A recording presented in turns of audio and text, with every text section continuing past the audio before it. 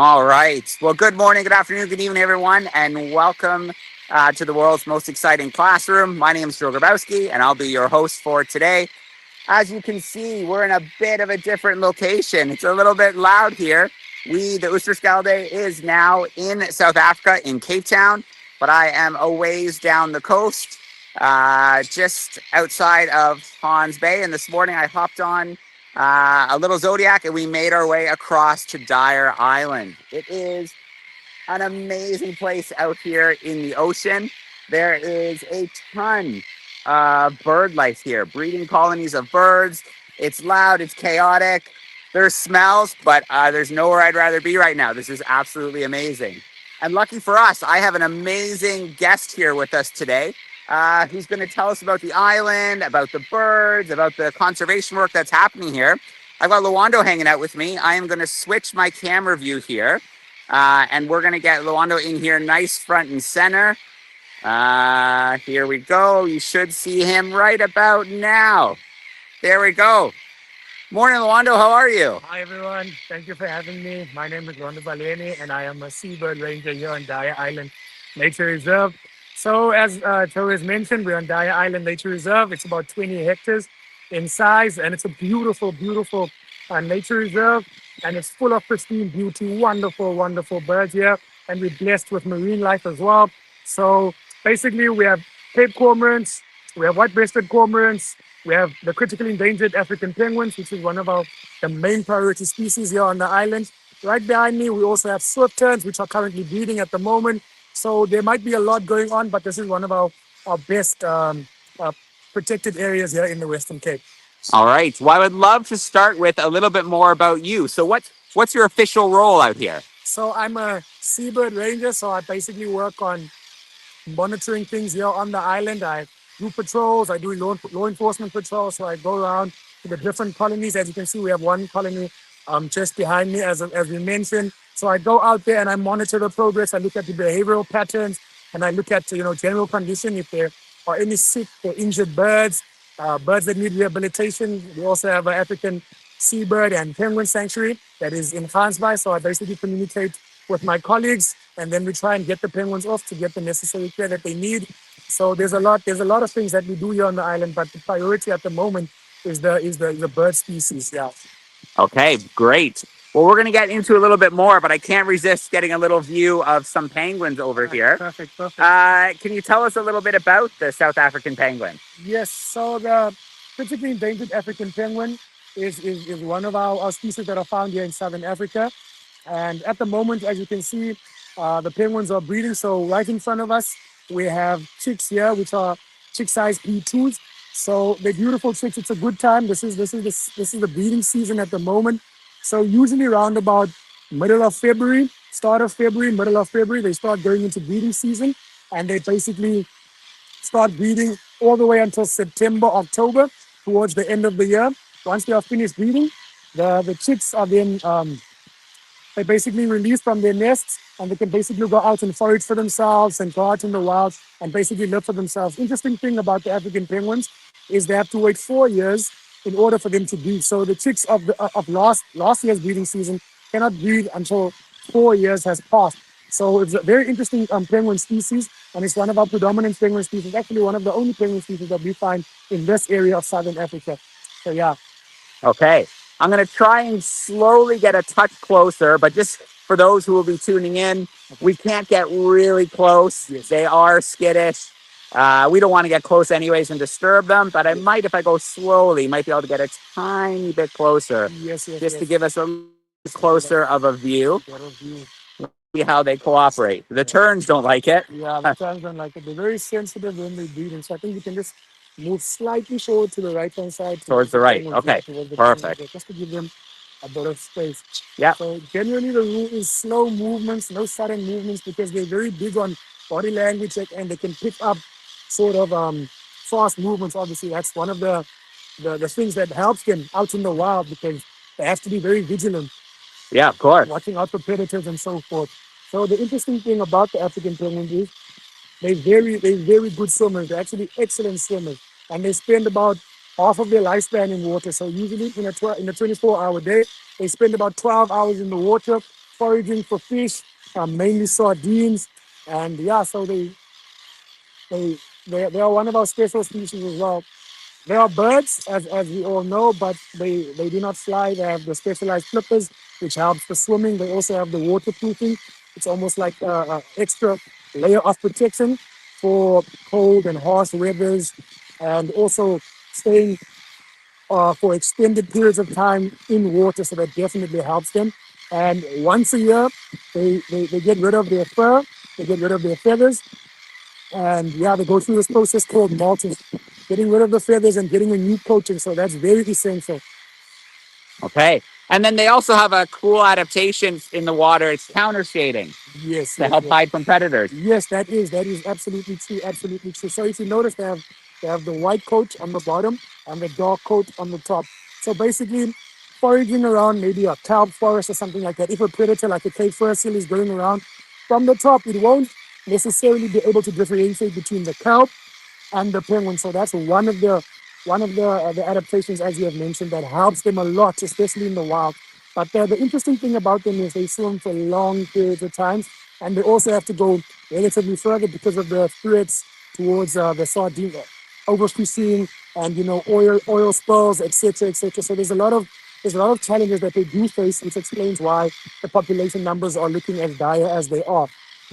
Okay. I'm going to back up a little. Let's get you back on camera. All right, perfect, perfect. And let's talk a little bit about just in general, they're endangered. How many South African penguins do you figure we have in South Africa? Okay, that's an interesting question. So they are critically endangered. I'm not entirely certain at the moment how much we do have, but I do know on the island we have just under 900 breeding pairs. So that is a considerable decrease. But one thing that is important to note, as early as the 1960s, there were about 90% more African penguins. So we've lost quite a lot. We've lost quite a lot, but there's a lot of initiatives that are in place. There's a lot of conservation work that is being done in order to help facilitate the stability in the population. We're working with the fishing industry as well, sort of spreading awareness to all the different industries about the importance of the African penguin population and ensuring that we have this piece of history and this piece of heritage that we can sort of extend for many years to come. All right. Tell me a little bit about these boxes we're seeing here. What's Yeah. going on with these? So we have our artificial nest over here. Almost one thing that is interesting about these nests, they are designed in order to ensure that there is airflow. So basically, when it's extremely hot, the air circulates through the nest. There's holes at the back of the nest as well. So they are made with sort of a almost like this paper mache type of material, and we basically layer them on top of each other. And this is one of our nest projects that we've been working on for the past couple of years, and it's also um, facilitates the penguins as well. Because the interesting thing about this island is many years ago it was full of guano. So basically, that is a mixture of the substances that they secrete. So basically, they used to burrow into the guano and have the sort of a perfect layer of protection away from predators and away from gulls, etc., that would predate on their eggs. So this is one of the initiatives that we were working on to sort of counteract that loss of guano over the years that we've had all over the island. Yeah, it was harvested pretty Yes, it was extensively. harvested. Yeah, it was used for fertilizer, and yeah, there was a lot of things that took place. But we're working hand in hand with our partners as well to sort of establish this nest project that we're working on, and it's been pretty successful. We have well over 300 nests on the island, and the penguins are occupying the nests, so that's a positive sign for us as well. Yeah, absolutely. We'll have to move a little bit, see if we can find someone hanging out in a nest. Yes, I think we have an adult, two adults, I think. In this. Oh, in one of those? Which Yes, one? in the first one. Oh, yeah, on the yeah, I right-hand see. side, you can just Let me get low and see if we can get a little view in there. Yeah, so we have an adult in there as well. And yeah, they occupy these nests, which is a positive sign. It's a sign of progress for us as well. Yeah, absolutely. Yes. And then, I mean, it's not just the penguins that take advantage of this island. Yes. You've got this massive group of terns here. You can tell us a little bit about the terns? Swift terns, yes. This is one of our popular species here on the island. They've been on the island for as long as I can remember. And yeah, so basically they're also going into breeding season as well. We also have the common terns, which come here to the island to breed as well. And we also have so swift terns, common terns. We have some Arctic terns as well. Every once in a while, they do come to visit us. We have the rosier terns as well. So there's a lot of tern species that occupy the island and see this almost as a safe haven because we have minimal human disturbance as well. So they can nest in peace and go about their daily affairs in peace. Yeah. Yeah. And then this island, is this an island that, tourists can generally visit, or is it more closed off for conservation and protection? Yes, this island is closed off for conservation and protection because we have such a sensitive species here on the island, and we genuinely try to limit the disturbance and limit the impact that people have. Even when we do have guests, we usually try to have groups of about 4 or 5 people at a time, and also not getting too close, not disturbing the penguins, not disturbing all the different bird species that are here as well. So this place is dedicated specifically to conservation, yeah, Yeah. protected area as well. And then how long do you stay on the island? How long do you stay on before you get a break? All right, so I generally stay for about three weeks, and then 1 week I spend off the island. So I get some time to rest and recover and spend some time with close family and friends. Yeah. So usually 3 weeks I'm on the island, and then 1 week I'm off the island as well. Yeah. So give us a snapshot of like a typical day. What would a typical day look like for you on the I island? wake up at about 6:30, get fresh, get some coffee, freshen up, and then I start my patrols at about 7 o'clock, 7:15. I go out on the island. I got my binoculars, I got my notepad, I got my GPS, I got my camera as well, just to take some nice photos and see if there's any changes in patterns, changes in the conditions here on the island. So I would start my patrols. We have different zones on the island, so I basically go all along the coast, all along the inner parts of the island, go to the colonies, go out and see if there's any damage to the nests, if there's any injured penguins, any oiled penguins, any penguins that need rehabilitation. And I would go around looking at the nests, also assessing sort of the chicks, if there are chicks, it's breeding season, how the condition is looking like. And then I would go all the way to the back. I would also look at things like predation. If there's any predation activities that are taking place on the island, I would generally note that on my notepad. I'll take a GPS, locate that specific location so that we know on our database which areas are more prone to predation and which areas are not prone to predation. And then I'd basically continue my walk. I'd spend that about 2.5, 3 hours doing that patrol. I'd come back, I'd capture my data in the office and then update whoever I need to update, whether it's Cape Nature officials, whether it's officials from TICT. And then I would communicate with them, sit with them, sort of come and try to formulate plans, um, work on sort of strategies, how we can improve certain things. And then round about, I'd say about 11 o'clock, I get a break. 12 o'clock, I'd go out again, do another patrol, assess the situation, look at the conditions.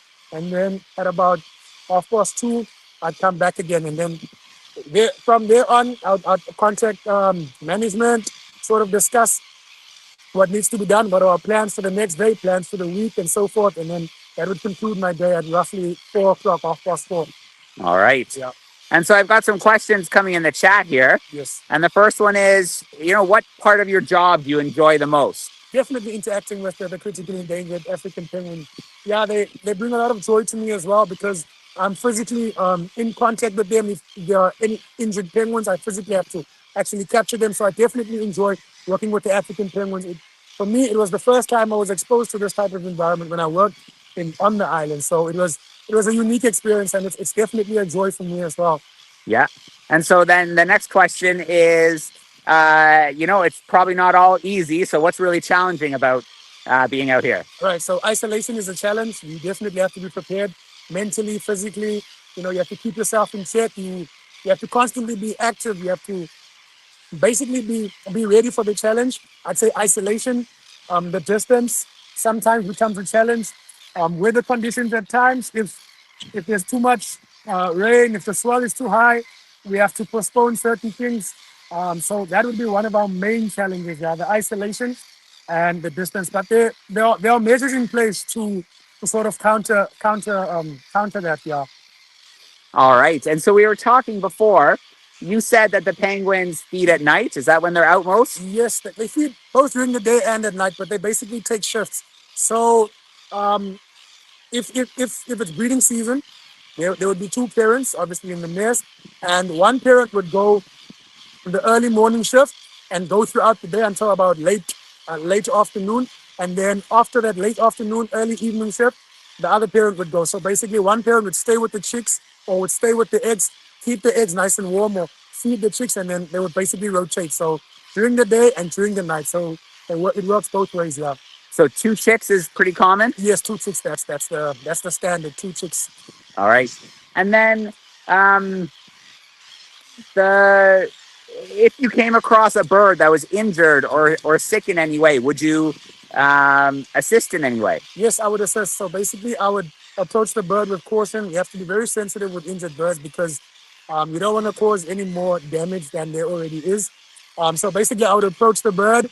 I would be wearing all my personal protective equipment. I would approach the bird. I would pick the bird up. I would take it to our hospital over here. We have a setup as well. So basically, I would see if I can apply any disinfectant to the bird if there's a wound or a bite mark. If the bird is oiled, I would try to wash out the oil out of the bird's feathers, and then I would basically communicate with management. I would communicate with apps, and then basically inform them that we have an injured bird over here. Send some photographs, and then we would take the necessary measures to get the bird off the island. So usually I would get on my kayak and I would row out to one of the boats, one of the shark boats, get there, get the bird off the island in one of our boxes, and then basically send it back to the rehabilitation center, which is located in Franzberg. All right. So I want to do a little pan here just to give people an idea of how big the island is. You can see the ocean over there. We can look across here. We see more nest boxes, lots of bird activity. And then there we go. Right there on the other side, we already see the ocean there behind us. So it's not a very big island, but it's really important for the South African penguin. It might not be the biggest island in southern Africa, but it's one of the most important islands as well. Yeah. Yeah. So it's very important that we continue the work that we're doing on the island to sort of make the difference, make the change we want to see. Yeah. And then there in the distance, there's a group of birds, that black group. Are those cormorants? Yes, those are Cape Cormorants. All right. What a beautiful office. I can see that it's kind of noisy. Yes. But yeah, to spend your time doing something so important and protecting this species. Yes. It gives me a lot of purpose as well. Doing this kind of work, working in conservation and sort of, as I mentioned before, trying to make a difference. But yeah, it's one of the best offices I've ever had. Yeah. And so, what is it that inspired you to pursue a career in nature, in conservation? Interestingly enough, when I was only 9 years old, I was taken to like a zoo, which is kind of ironic because like a zoo is not always, it's not pro conservation at times. But the point I'm trying to make is I was exposed to lions, tigers, snakes, Cape cobras. I was exposed to cheetahs. I was exposed to hyenas. I mean, that experience captivated me so much that I almost made it my mission to be actively involved in conservation and try to work hand in hand with animals and like be active. But yeah, that experience definitely changed my life. So from about the age of 9 years old, when I was exposed to that, I basically dedicated my life to conservation and working with wildlife. Amazing. Yeah. I can't help. We're nice and close here to get another look coming out. Is it visually, can you tell the difference between male or female, or do you have to inspect more closely? No, you can't tell between male and female. So you have to inspect closely. And usually when they are mating, you'll be able to differentiate. But if that doesn't work, they will usually take blood samples. And in the blood samples, you'll be able to differentiate between male and female. Yeah. All right. Well, this has been, it's amazing to get to spend some time with you Definitely. on this island. We're doing it all thanks to our satellite connection here, which is pretty cool. And yeah, so we're going to spend the rest of our time here walking around a little. We're going to collect some more content, Absolutely. pictures, video. Yes. We'll do another nice little interview. Okay. But Luando, it's such a pleasure to be able to be out here with you. Yes. And bring this island to students. Let them experience the conservation work that you're doing. Yes, no, thank you so much. The pleasure is mine, and I'm glad that the classroom could share this experience with us all. It's always good to sort of create that dialogue and create that platform for us to have these kind of discussions so we can create awareness, of the importance of conservation as a whole, but also the importance of like working hand in hand and sort of getting the message out there that, we can all make a difference and we can all play our role to ensure that, we maintain the biodiversity that we've been blessed to have. All right. I'm going to switch my camera around one more time. There we go. A huge shout out to everybody who was able to tune in, who will be catching in North America the recording because it's obviously quite early in North America. We got our friend coming out for a sign off. There we go. Thanks, buddy. Oh, and I think maybe Q is coming out. A nice pair there. Very, very cool. Can't help but take advantage of this right before we sign out. A nice little close-up shot.